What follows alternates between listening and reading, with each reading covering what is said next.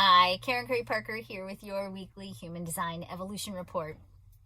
I have 3 things I want to talk about this week. So let's start unpacking this. The first thing is I want to review the nodes. We haven't talked about the nodes in a while, and I think it's a good context through which to explore the rest of the themes for this week. So our south node is in the gate 26. The gate 26 is the gate of integrity. The north node is in the gate 45, the gate of distribution in quantum human design. When we look at the nodes, I look at the nodes a little bit differently when I sort of explore the meanings that they bring us through the lens of planetary transits.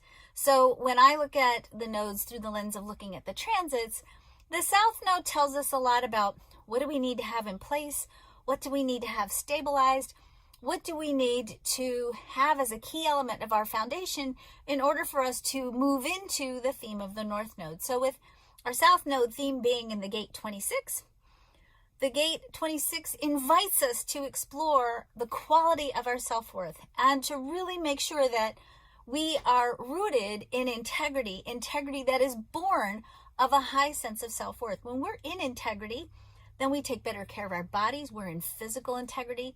We take better care of our resources. We are in resource integrity. We don't overspend our money. We don't throw away or disrespect material goods because our relationship with our material world matches our internal sense of value. Our identity is integrity. We don't feel like we have to compromise who we are to get what we need in the world. Our morals are integrity. We are courageous enough to do the right thing because it's the right thing to do, and our value is not tied up in perhaps trying to prove our value by manipulating things, if you will.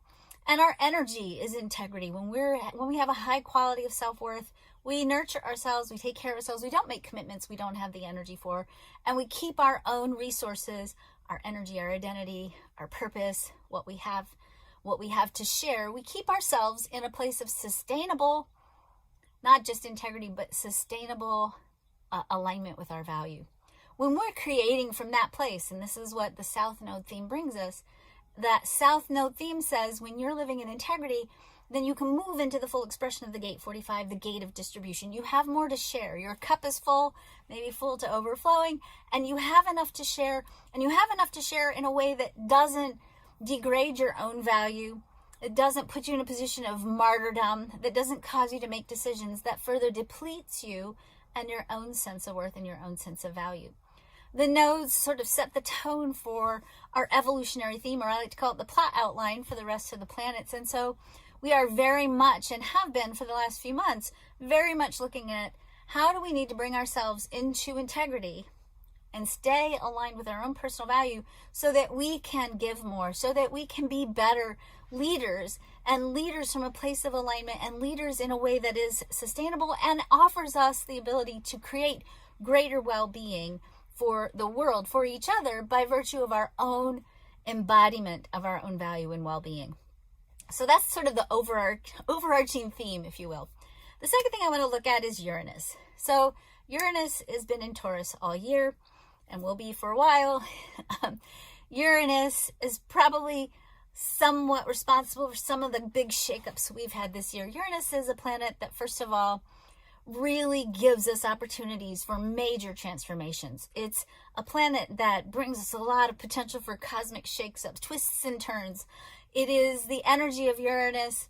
My very first astrology teacher used to tell me it's the energy of Uranus that can take the sidewalk out from underneath you as you're taking a step walking down the road, and suddenly leaves you sort of hanging on one foot, not knowing where to put that next foot down. That's what Uranus does. But that disruption, if you will, that Uranus brings is important, because that disruption that Uranus brings disrupts the things that are not in alignment with our higher purpose, with the full potential of who we are. And ultimately, those disruptions brought to us by Uranus give us the catalyst for real growth and transformation, and really growth and transformation on a collective level. So Uranus this year is in a position that is the same position it was occupying in the late 1920s, early 30s, a time when we had the Great Depression, a time when we had a rise to fascism, a time when we had Dust Bowl. It was a very, very disruptive time that in the end created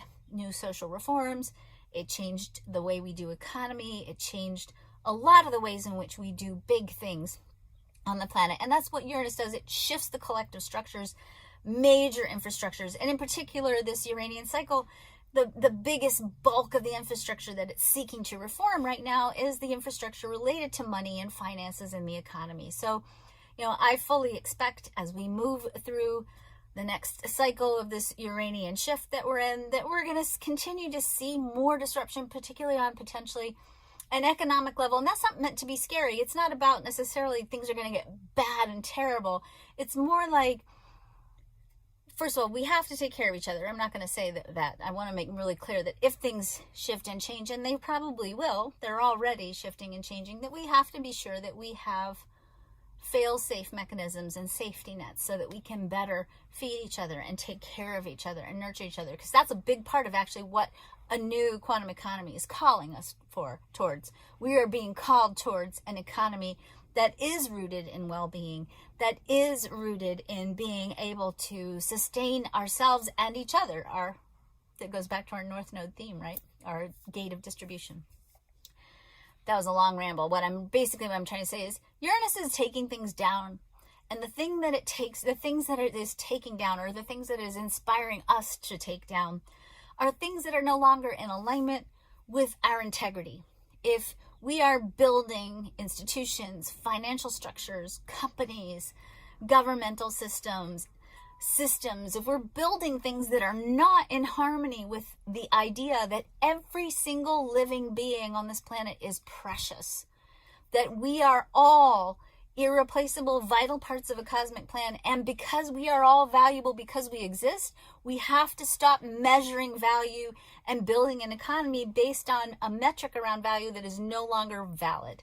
So anything that is not in alignment with promoting and increasing the quality of life and well-being for all people on this planet is subject to be dismantled and taken apart, and making us ripe, if you will, for a reformation or a revolution of an epic creative proportion that promises to really create more structures, more infrastructure that supports well-being and creating more well-being in the world. So in shorter cycles, Uranian cycles can feel really disruptive and scary and uncertain. But I think the piece that I really want you to lock onto is when we go through a Uranian cycle like this, we're also really being called forth to hold a vision of where we want to be. It gives us an opening to really reform things in a big, big and beautiful way. That being said, on Friday, Uranus, which is in a retrograde station and has been in a retrograde station since August and will not move direct until January 14th, Uranus moves in its retrograde station out of the gate 24, the gate of blessings, into the gate 27, the gate of accountability. What that means is that we are continuing a disruptive cycle that is now exploring our values. What do we consider to be valuable, and what are the things we consider ourselves to be personally accountable for? And what do we want to use our capacity to nurture and share and transform each other's with our love, with our food, with our caring, with our open arms? How do we want to use the quality of love and nourishment to really reform what's important in the world? This is an energy that invites us to really look at the question, how can we better feed each other? How can we better sustain each other? How can we make sure that we're building in alignment with values that really do take into account each and every living being on this planet? And how do we make sure that we're sustaining not just ourselves, but all of us? When Uranus goes direct in January, I have a feeling, and I just want to lay this out here for you because this gives us time to really integrate on an internal level. Retrograde cycles cause us to draw inward. This retrograde cycle is really inviting us to explore on the internal plane our own alignment with our own abundance, our own alignment with our own relationship with our value, everything we talked about with the nodes as well. Uranus is saying do that on the internal plane first so that you can create it externally. But it is a disruptive energy, and it is a values-based energy, and it's a tribal energy. And so Sometimes when this energy isn't operating in its highest expression, it can sometimes cause people to unify themselves around deeply tribal ideas, or organize themselves into little tribes, if you will, or groups of people with similar alignments who maybe are not sharing the same values as most people.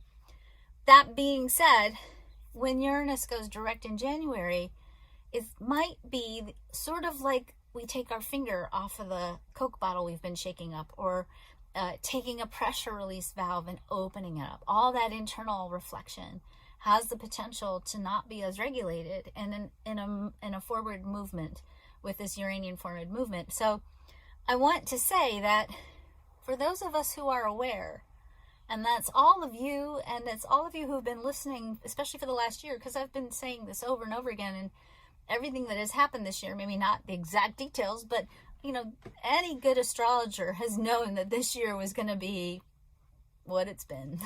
So, and we're not out of it yet. We still have some serious, major cataclysmic energy to move through and towards, and to be transformed by. And because of that, I don't want us to let ourselves take our foot off the gas around the internal alignment piece. We can use this energy consciously to push against it, to create what we really want to be creating on this planet.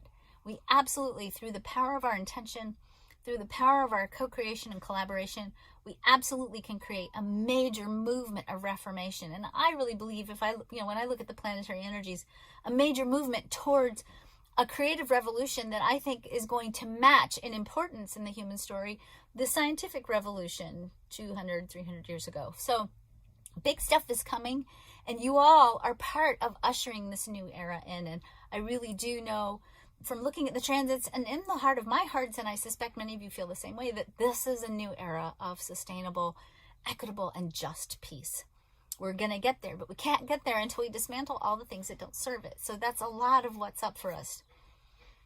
Now, third thing I want to talk about this week, the solar and the earth transits. The sun transits in the gate 34, the gate of power.